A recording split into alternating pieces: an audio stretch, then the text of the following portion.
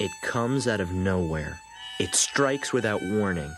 It's that soul-sucking stretch of the school calendar between President's Day and Easter.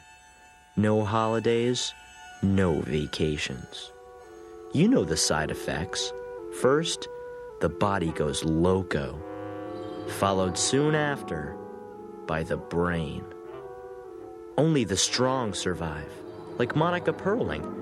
She uses her Krebs Scout training to find precious nutrients.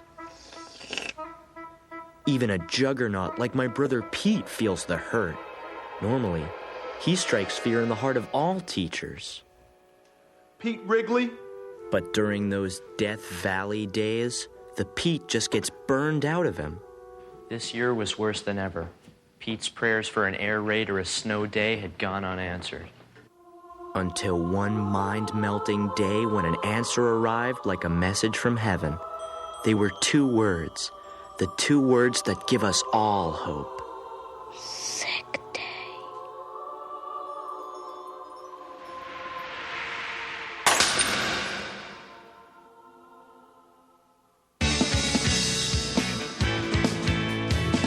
It's smiling strange. You looking happily deranged. I can't settle a shin bed. Or have you picked your target yet? Listen, dear. Don't your dog bite? Listen, dear.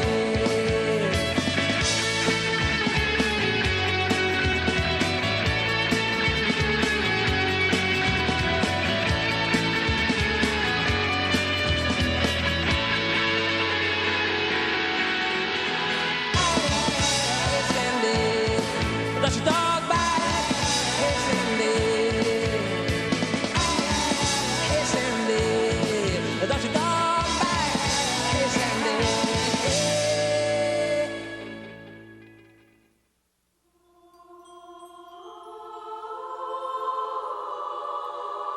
In Spain, it's called Dia Enfermo. In Hungary, it's Beteg Nap. Around here, it's just known as the sick day. If you're really sick, it can save your life. But if you're not, well, that's another story. This story. It starts by picking the right disease to fake. You know the classics: colds, earaches, pink eye, and the ever-popular diarrhea. Pete had tried all those. It was time for something big. Food poisoning? That's a triple Yui. Unusual, unpredictable, undetectable. Gets me 2 days, easy. You're going for a double dipper? If Pete could get 2 days off, he'd be a sick day legend, like Len Tinglehoff, who used mind control to keep his temperature at 101 degrees for 3 days. Or Margaret Stang, who epoxy glued her teeth together and got to drink lamb chops through a straw. Then there's Dewey Munson, who faked his own death. Dewey was last seen in Flagstaff, where he lives with his aunt and calls himself Gene. But here in Wellsville, on one fateful Tuesday at precisely 0700 hours, the brothers Pete launched Operation Tapioca.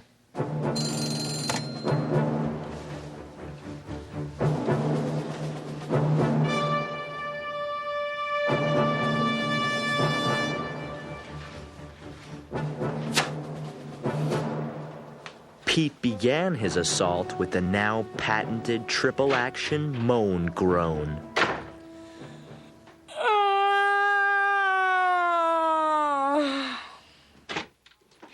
Pete, something wrong? My guts, they're boiling. Mom was a seasoned warrior of the sick day and came on strong with a 3-pronged attack. Glands, temperature, pulse. I don't think you have a bug, and neither does Petunia. And it wasn't something you ate last night, because we all had the same thing.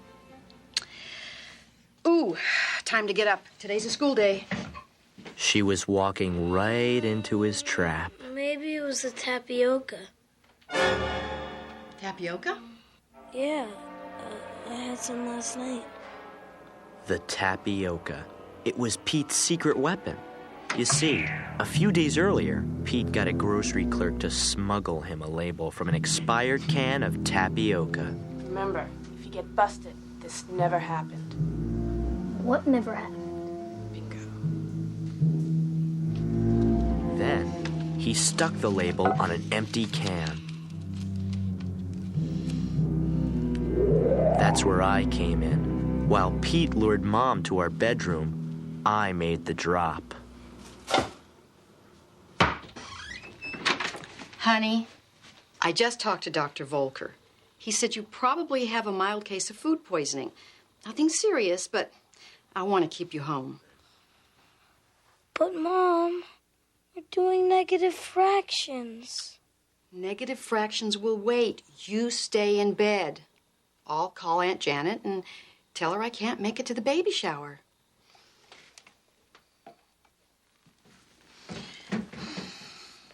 You don't have to stay, Mom.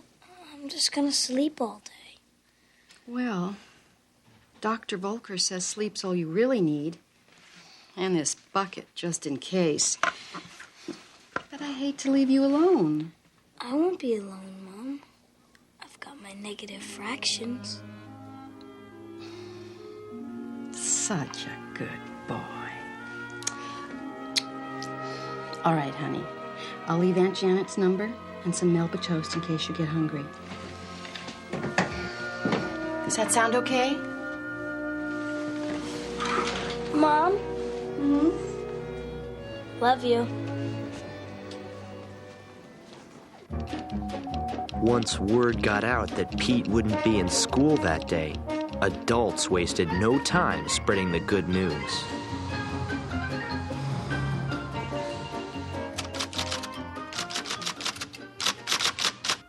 It can't be! Mr. Throneberry! Look! To Pete's teachers, a day without him was like a Hawaiian vacation. Aloha maku maku. Dolores, quick, get the code book.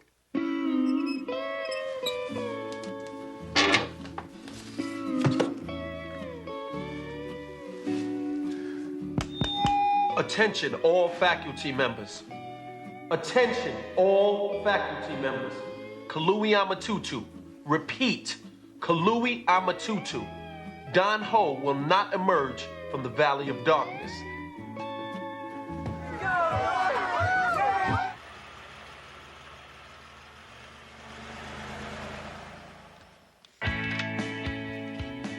Hello, Freedom.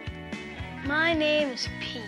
With Mom gone, Pete began his adventure by taking in the little things you only notice on a sick day. The way the dust motes waft around in the sunlight. The sound of the refrigerator making ice cubes. And the sweet, marshmallowy taste of an American president going down his food hole. That's when Pete noticed something even more amazing. Ike! That's right, Dwight D. Eisenhower. Famous for commanding the Allied forces in Germany and being the only president Pete hadn't shoved up his nose.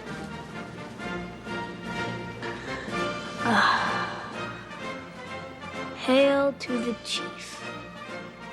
But like the Allied forces at Normandy, Ike was there to stay.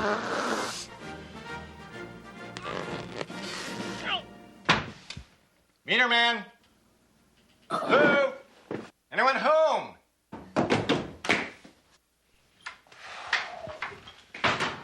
Hey, Ray. Jeez.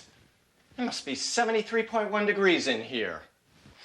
What is this, Jocko, the equator? You people burn more fuel than the sun. What do you think this country's made out of? Energy?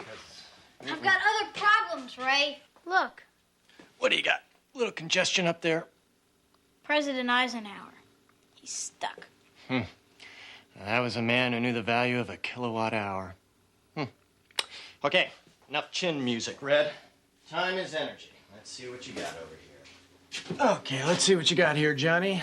let's just see what you got. Right. There's something you should know about Meter Man Ray.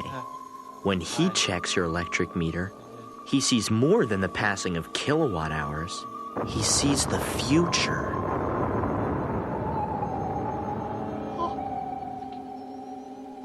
Do you have a bomb shelter? No. Why? Don't worry about it. What about me? Anything about me?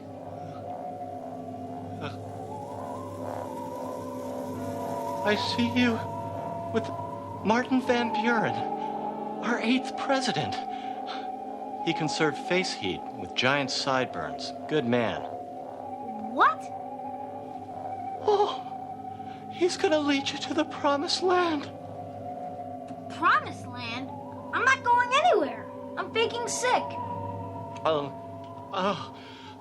The wheel has spoken. It also says your kilowatt usage is up 3%. Tell me, Chief, you folks ever think of using dimmer switches in here? No, but I'm not going outside. What if someone sees me? It's too risky. That's fine with me, Professor. If you knew how much heat escapes from the top of your head, woo-hoo, that would make you sick for real. Well, see you next month, Skipper. Skipper really wasn't going anywhere until he saw it. The Excalibur 2000, the most powerful garage door opener known to mankind. Only Dad was allowed to wield its mighty power, but no one was home. Pete had to try it. He was going to break the cardinal rule of faking sick. He was going to go outside. Pete knew that by going outside, he risked blowing his whole sick day scam. But he had seen the Excalibur TV commercial too many times to turn back now.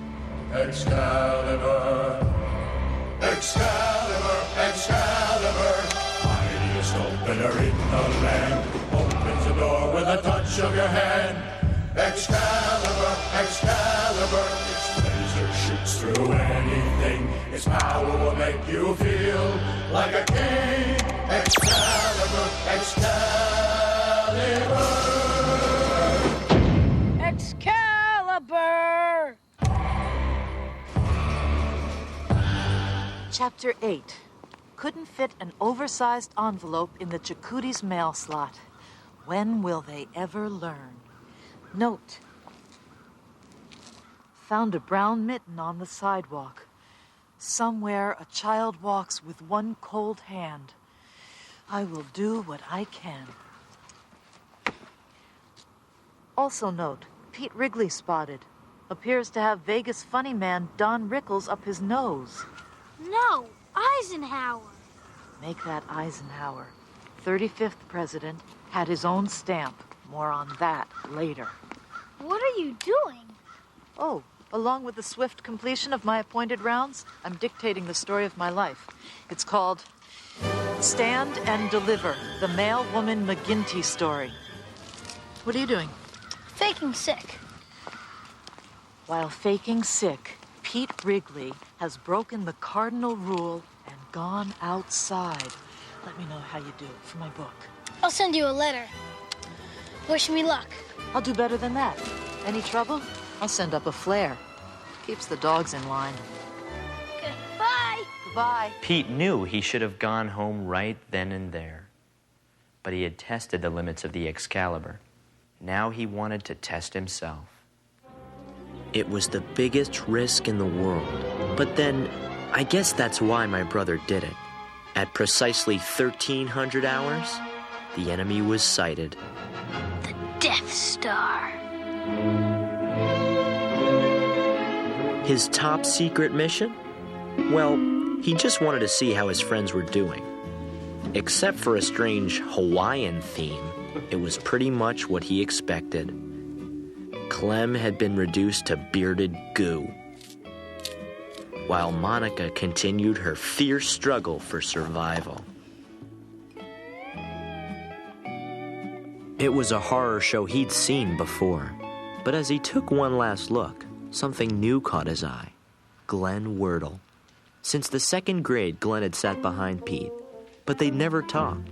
Not once. All Pete knew about him was that he ate plaque candy, the stuff the dentist gives you to find the gunk on your teeth. It might have been because it was a sick day, but suddenly Pete saw Glenn in a whole new way. Who was the kid behind the teeth? Pete had to know. Come out with your hands up. We've got the place surrounded. Gotcha, man. I toasted you. I set the toaster on medium brown, pushed down the plunger, and toasted you for breakfast.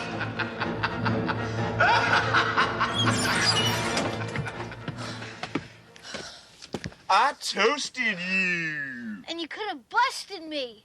I'm faking sick today, Stu. Oh my gosh, I didn't know. Everything is fine in here. There are no dangerous fugitives or anything like that. No, sirree, Bob. I got you covered. I'm sorry. I guess I'm just a little bored. What do you do all day when we're in school?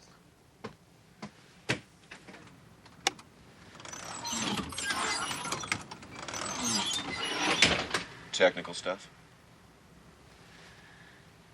Want to drive me somewhere? Ladies and gentlemen, if you direct your attention to the left, we're coming on the majestic splendor of the Wurtle House. So that's where he lives. What are we looking for? A body? Signs of foul play? A mysterious stain? I'm not sure. Wow. I guess that's his bike. Ladies and gentlemen, Glenn Wurtle's bike! And let's give a warm Wellsville welcome for Glenn Wurtle's shuttlecock. I didn't know he played badminton. Are you sure you're just faking sick, Pete? That's Glenn Wardle's life out there, Stu. All the little things that make him Glenn Wardle. Can't explain it, but you just see things a little differently on a sick day. At the sound of the tone, it'll be exactly 2 o'clock. 2 o'clock? School's out. I got a vamoose. El pronto. It's not safe out there. Get back in. I'll give you a ride home. That's okay, Stu. I'm gonna look around some more. If I see any sign of trouble, I'll sound the red alert. Eisenhower. Just checking.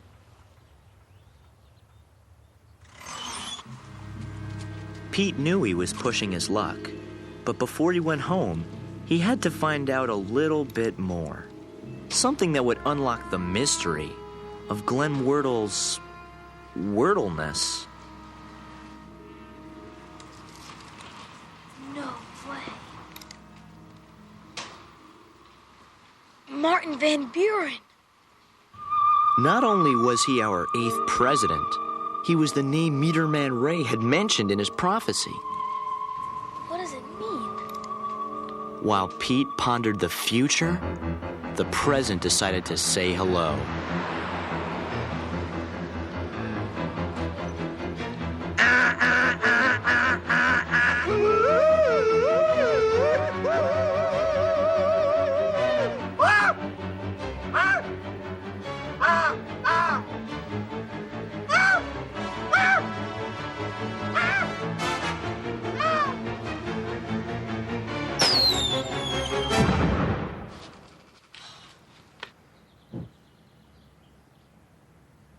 Pete knew he'd be dead meat if he didn't beat Mom back to the house. But 2 blocks away from home, Pete realized that his sick day adventure still had one last stop.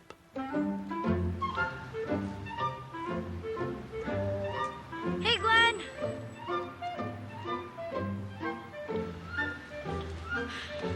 Hey, Pete.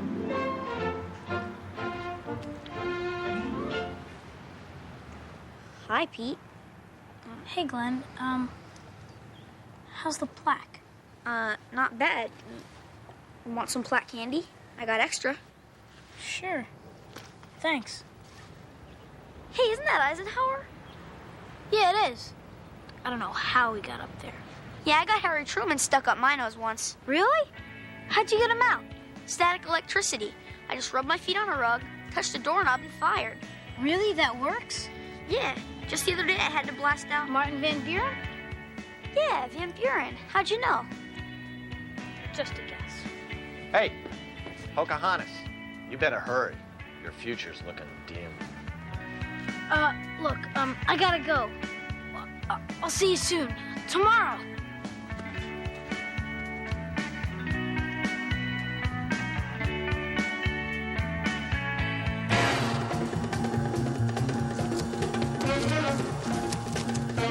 Chapter 12. Flair has worked. Boy on way home. Just another day in the Mailwoman McGinty story.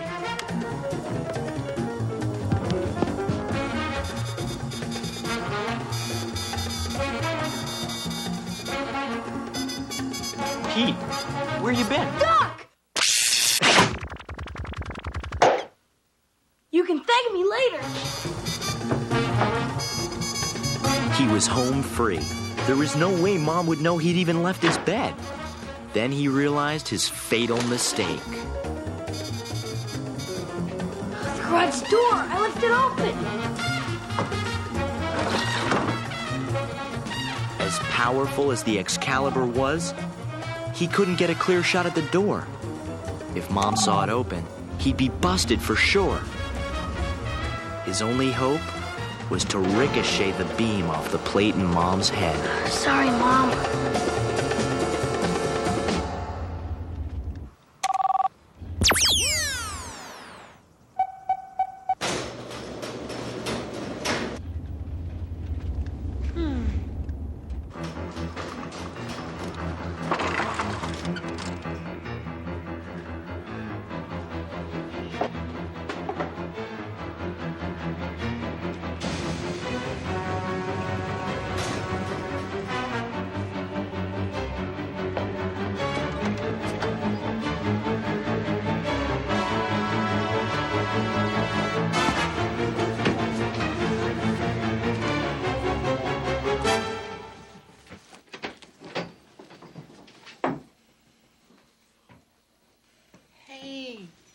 How's my little honey bunny? He's doing a little better. Good. Another day's rest, and you should be back on your feet. Actually, I'm feeling a whole lot better, thanks to the Melba toast. I might even be able to go back to school tomorrow. Well, we'll see. Meanwhile, you go back to sleep.